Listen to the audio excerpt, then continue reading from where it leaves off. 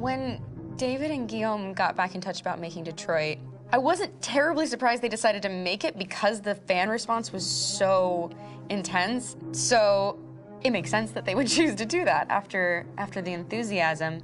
It was a challenge, and it was just an interesting thing to get my head around how to approach this character now as a different, much older person, and whether or not she had changed. And I'm very happy to say that with Detroit, I've had the opportunity to see Kara grow so much more than I ever expected.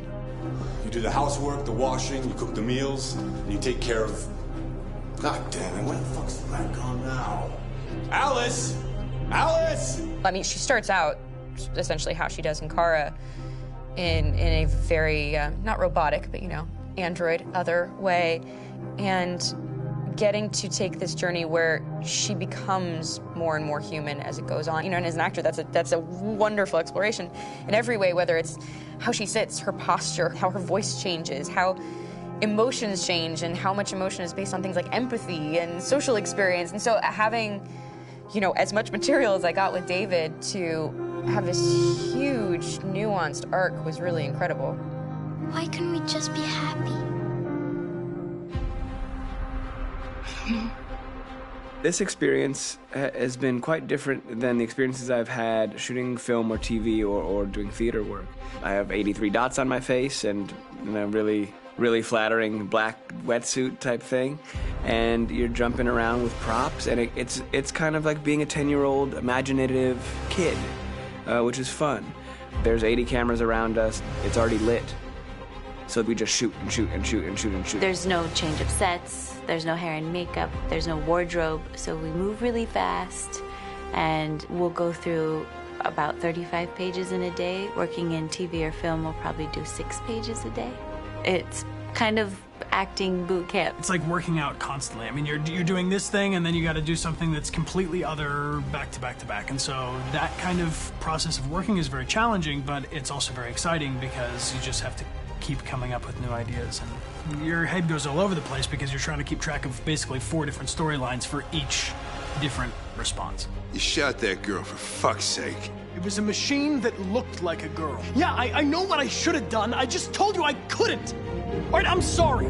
The fact that David Cage, he's telling like many stories interwoven from beginning to end is super complicated and super impressive, and I have no idea how he keeps it all in his head. He's not just the writer or the director who's seeing this from the outside eye, he's also thinking about the player walking through this space. You know, only somebody who really, really loves not the work, but like these characters and these stories and cares about doing something meaningful would invest that much in it. And it's always inspiring to work with somebody who cares that much. My experience with motion capture is this one. And I found it sort of terrifying in a way because they said the computer's going to build you. But then as we got into it, I realized all the elements of it were still artistic. I just dipped into a really brilliant setup here. I've never seen anything like it. And this won't turn me into a product because I was playing a character. So it's wonderful. In the game, Detroit comes back because of a revolutionary industrial rebirth. And there's no reason why that can't happen in Detroit, because they have such tremendous infrastructure for millions and millions of people who can very easily support, you know, a new industry.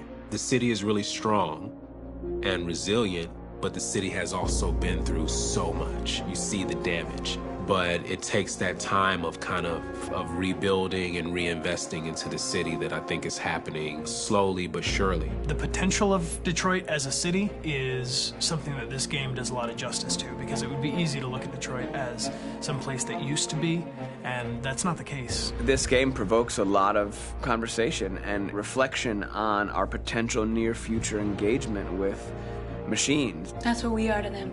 There's merchandise on display in a shop window. I think that a group that feels marginalized, feels like they deserve and have earned access to themselves and the environment around them, and are trying to figure out a way to articulate how to get freedom. What was I designed to be? Their slave? Their toy? It plays with your comfort levels. You think that this is fine, you're comfortable with it, until something blurs the line and throws you off, and now Do I feel differently about whether this should be allowed? Should it be banned? Should it be encouraged? You're gonna ruin our lives, and for what? For a bunch of machines? They are not machines! They are alive! I'm alive! You're alive! They're nothing! There are lots of comparable comparisons to any type of persecution of religion, race, etc., dating way back. It can't just be a video game where you shoot 'em up or where people make these choices to do whatever. I think that's the whole point. You have the choice, and you can either choose to go in one direction with your character or another. And I think that's going to be very telling about the gamer. Very telling. I think there's going to be a really strong reaction to this game, which has such a strong perspective. I'm that much more proud of it now to get to be a part of it because it's important. In this game, you're actively building and designing the character through not just what kind of shield does he have or what color hair does she have, but like their temperament and the way they deal with problems. The different endings to this game are so radically different based off maybe seemingly insignificant choices in the moment, but like life, they all add up. And can't play life again, though.